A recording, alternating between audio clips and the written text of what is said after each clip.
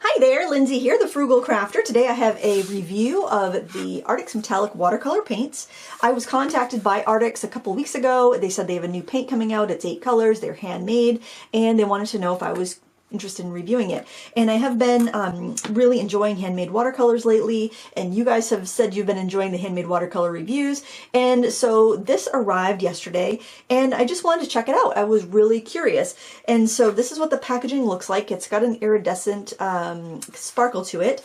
The back side, we've got 4 grams times 8 colors, and it has the colors named and numbered: lime, earth, shine, onyx, scarlet, Caribbean, lemon, coral, and grape. Let's get the same type of packaging that all of the Arrtx products have. And I've been pretty impressed with Arrtx products. I really like their color pencils. Their markers are really nice, especially for the price. And I like their paper pads as well, especially their mixed media pad, which is wonderful for markers. So overall, I've been pretty impressed with what they've sent along. So this is a palette made in China. You can visit their website, arrtx.com. They've got social media. There's not really a lot of information on this box, and it doesn't say anywhere about these being handmade, so maybe something got lost in the translation when they contacted me. The company that sells Arrtx products in the United States also sells Paul Rubin products and and Supervision products. So generally, when I have those products to review, they have come via the same company. They do have an office in the UK. Their address is here on the back, and it does have the CE symbol, which is a safety symbol, a European safety symbol, I believe. So let's take a look. So these do not look like any sort of handmade paints I've used in the past. They each have these very large pans, and the pans are set in a plastic, I would say, palette. Well, the palette itself is kind of paper covered cardboard. Then if I stick my fingernail under here, I feel a compressed foam, and then it's got this kind of plastic outer layer. And these could be rearranged to your liking. I don't know if these are individually labeled, so maybe they sell refills. I'm not sure. It does feel fairly light.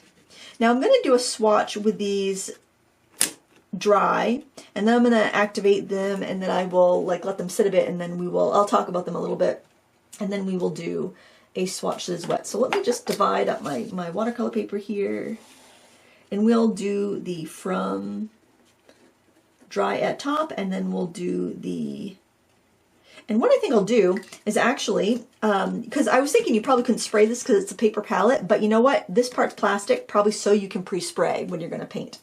So what I'm going to do is, I think I'll wet it with a kind of a more absorbent brush. And then we'll do a swatch with I like to use Taklon brushes when I'm using the, watercolor. Oh, it does seem to reactivate pretty easily.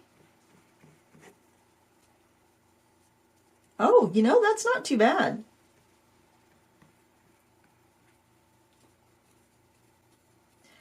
That's not bad. Actually, that's pretty pigmented. So I'm going to go ahead and just give that another little douse of water, so when we come back and we do the wet version, we'll be good. So let's give that a little brush of water there. We'll clean off my brush. That's pretty good, because generally you do have to spray your metallics and let them soak in a little bit before you get a really good color payoff, but these don't seem to really need it. Now the Paul Rubens Guacai paints, the metallic ones, they also re-wet pretty easily. I'm pretty impressed, and I'm also impressed with the color payout on the white. All right, I'll just give that another little swoosh of the water so we'll have a really good wet estimation. Usually what I do is I will spray my paints about 5 minutes before I'm ready to use them. I like to do a lot of techniques where I'm spattering. Yeah, this is reactivating really well. I like how they look like little parasols. Look at that, it's like pewter. I was skeptical. I'm surprised at how well these are reacting. Let me clean that brush, get some fresh water for the next one. I'm not pre-wetting them ahead of time because I want to get that, I don't want to let them soak in. I want to see how good they're going to do from dry. Look at that. I mean, that's really giving us some color. This is probably more watery than we'd want it, but look at that. I'm not going to add more to that because that's pretty wet as it is.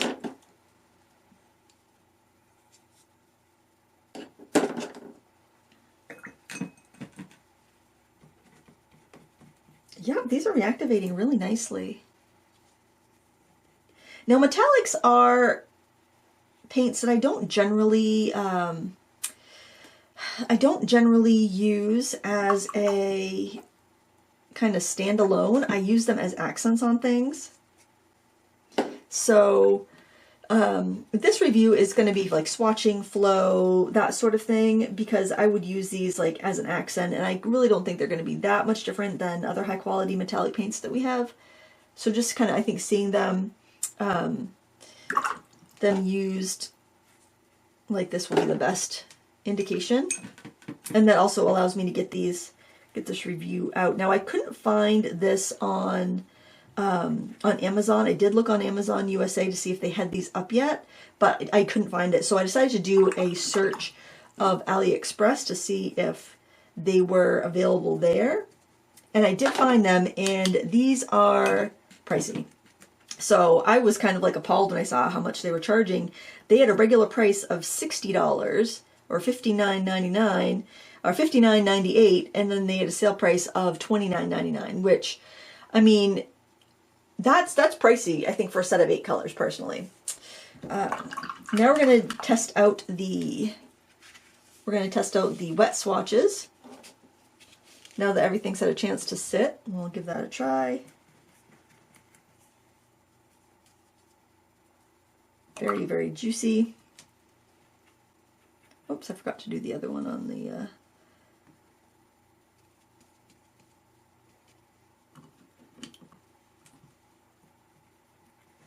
Yeah, I don't think you really need to pre-activate them, but they do seem like they may be a little bit more strong. We'll do a wet and wet test in a minute. Okay, we're to this one now. Like metal. I probably still would pre-spray them, especially if I wanted to do any sort of like splattering. It seems like this is more pearly than the top one. It's like I activated the the color, whatever the color pigment or dye is, and then on this one I feel like I'm activating more of the mica. Like the mica is getting a little bit more loosey-goosey.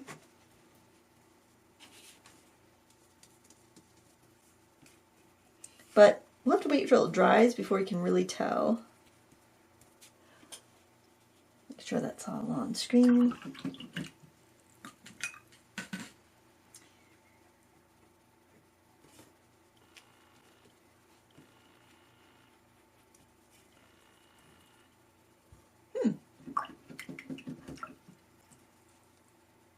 So I thought the price was kind of high. I mean, I'm very partial to the Paul Rubens, the half pan metallic sets, but if you want to use a larger brush, it's not as convenient. They have the guac eye paints, which wear down really quickly, but you do get a lot of colors. You get like, is it 36 colors or 40 colors or something for, I think it's probably around $40 or $50.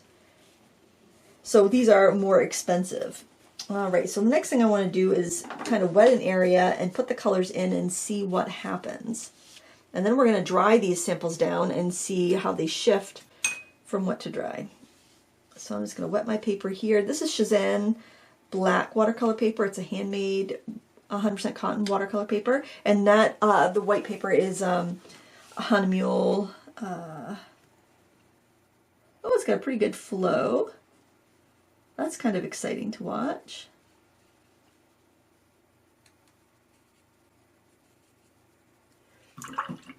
And I don't know if that's if the price is going to be the same on Amazon. I've noticed a lot AliExpress pricing going crazy, and I think it's because they still want to offer free shipping, but the shipping rates have gotten so expensive from China. So I have a feeling that might be why the price is so much on Ali. I don't know, maybe these will be less, but I'm kind of keeping them in mind as like a $30 product, and that's going to make me a little bit more critical of it. And some people say that's not fair, that you factor in price when you do a review, but I think it is fair, because something that's a great deal for $10, if they turn around and jack the price up to $20 to $30, well, I might not think it's like such a great deal after that. All right, that color didn't flow as much as the others. Let's try some of this yellow. That one's not flowing as well. Let's try a little bit of red. Might be also that I just have so much more color down that the first colors will flow. We'll do it, we'll start with the warm colors on the next one and then see how they're flowing. Sorry about the noise in the background. Okay, I think we got all those colors in there. All right, let's set that aside to dry. I'm pretty impressed with the flow on there. That's kind of nice. These might be kind of fun also to mix with your traditional watercolors and do some like, get some of that kind of like rock plus mica colors that you see. I'm just gonna wet my paper with this. I'm just gonna work in this little area here since I have some space left. We'll start with the warmer colors and see how they flow, because maybe it's just the fact that I already had so much pigment down that pigment's thicker than water and it made it not wanna move so much. So we'll start off with our red, orange, and yellow. Oh yeah, that was the case, because look at how well that's flowing. Now I am feeling like, see when they push against each other, the flow stops a little bit. So,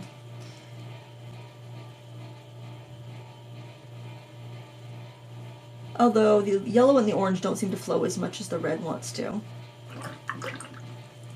Let's do some of this green.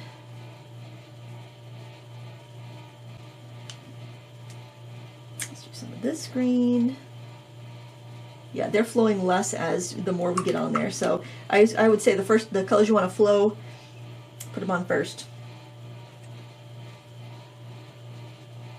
Now, although that blue really goes, could have to do with how finely ground the pigments are, or how much oxgall is in a color. I'm really pleased at how vibrant they are on both white and black. But is it worth $30 when you can get the fine text for, well, I don't know how much fine text costs, but I don't have those, but I assume it's probably around that. All right, a better flow than I expected. So now what I'm gonna do is, let me just grab another scrap. We can do a little painting and let this dry naturally a little bit. Maybe actually try mixing some colors together, some traditional and some regular. So let me just grab this little palette of watercolor. This is just Mission Gold, which is a very non-granulating type of watercolor. I'm going to take some kind of like a cool pink, and I'm going to take some of this red. I wasn't intending to actually get this this detailed with a demo here. I was just going to kind of add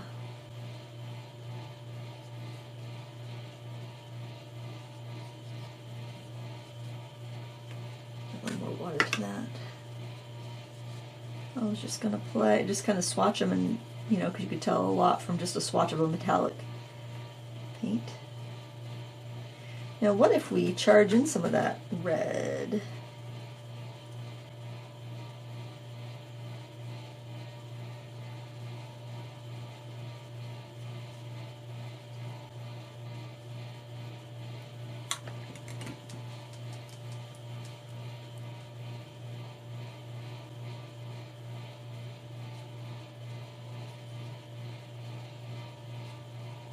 See how that looks when it dries, see if it's something that might be worth a little bit of experimentation. Let's do some leaves with regular watercolor and then add in some metallics.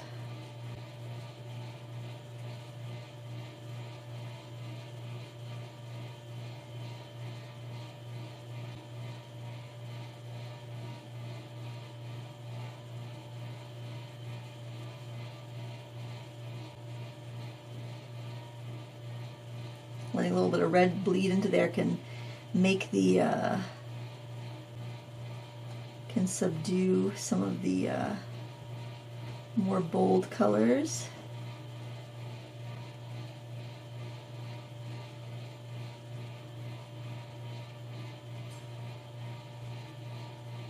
Oh, I kind of like that little bleed in there.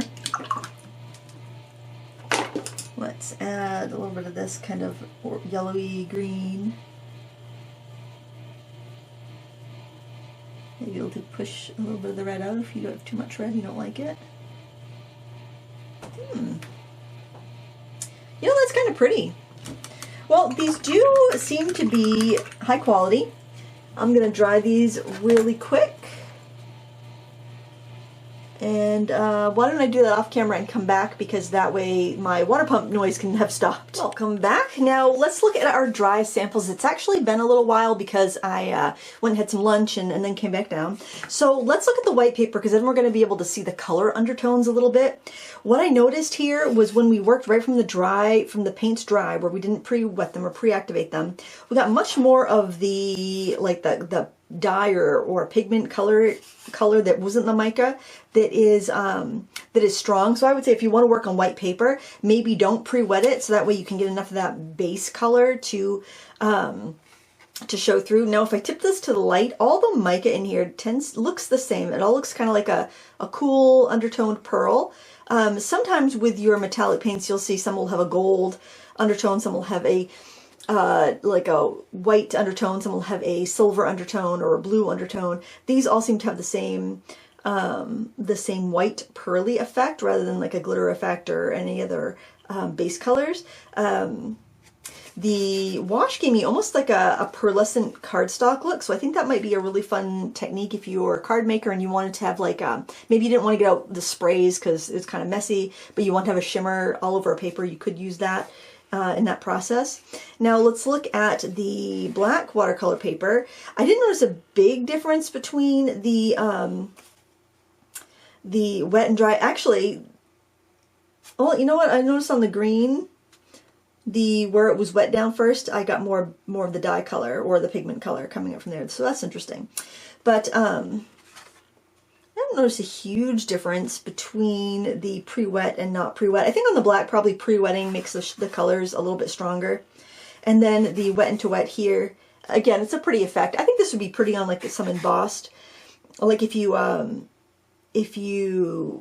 embossed some watercolor paper and then did the color on it, I think that would be really pretty. Like emboss some like either thick black cardstock or some watercolor paper. So there's our swatches. So you can get a good idea of the strength of the color. Nice and reflective. They're pretty. They're nice. And then let's look at that painting that we did together where we added some regular watercolors to it. You can see it's shiny where we had more of a concentration of mica. It's pretty. You mix it with your regular stuff, your regular watercolors. Then I thought that I would do a little example where I just use the metallics. So this was only using the metallics from the set. And I think that's quite lovely. I think there's enough of the, whether it's dye or pigment colorant in there to give you enough of a contrast to be able to get some deeper tones. I would still probably prefer to mix it with other paints because, you know, as you hold it to the light, you either see like just reflection or you see more color if it's not reflecting the light. But it is a really pretty subtle look, and I think these are nice quality paints. Do I think they're worth $30? Now, I don't know what these are going to sell for on Amazon. I will wait until they're available at Amazon before I post this review, so you'll have to click over there and see. I'll type it in the video description as well. Actually, I can't type the price in the video description. Amazon does not let me do that. But I would probably. That seems a little high to me. $30 seems a little high to me, but they are a good quality paint, and if the price seemed fair, whatever it is to you at the time these come out, and you need metallic paints, I would give them a try. They're nice. Granted, only 8 colors, and you can get sets that have way more colors from other brands. The Paul Rubens metallic set, actually the Paul Rubens set of 24 is what I use the most often. That's this one right here. I think they're actually distributed by the same company, but this is the one I use the most often, just because I feel like there's a really great selection of colors. This goes for, I think, around $50. So obviously this would be more, but you're also getting more colors. This is not great for big brushes though. That would be better for big brushes, but I just wanted to show you that that comparison, just because I do tend to compare my metallic watercolors to the Paul Rubens, just because they're the ones that I personally find that I use the most. And I like to recommend what I actually use. These I think are lovely, but I'll probably still use these the most because I've got so much more color in such a small space. But they do seem to be a good quality product. Now, one thing I wanted to test is how durable this paper is. So I've got a little rag here, and I've got some color that splashed up there when I was painting. So I'm just gonna put a little water on my rag and see if I can wipe that off.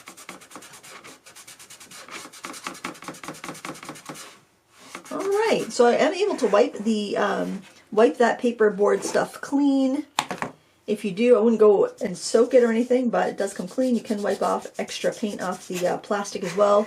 I don't know if I'd bother, but there you have it in a nutshell. The Arrtx set of 8 watercolors. Really big pans. You can see we do have some, like, not really denting, but you can see that, you know, you can see where the paint's been removed. That's how thick they are, about 1/8 of an inch thick. And it does come to the top of the pan, so yeah, just to give you an idea of what you're getting there as far as pigment. Probably similar to what you'd get in one of the big Gansai Tambi type pans. Well, you know what, actually it might be more because it is a thicker material. It seems like it wears down a little bit quicker than the Paul Rubens half pans, but not quite as thick as their new Guakai paints. So kind of in the middle. But the color payoff's good. They're nice to use. I didn't have any issues using them. I didn't have any reactability issues. You can use them straight from dry pans. And yeah, I think they're good. If you need metallic paints and you want those 8 colors, give them a shot. Otherwise, now you know. Thank you so much for watching. I appreciate it. And until next time, happy crafting. Bye.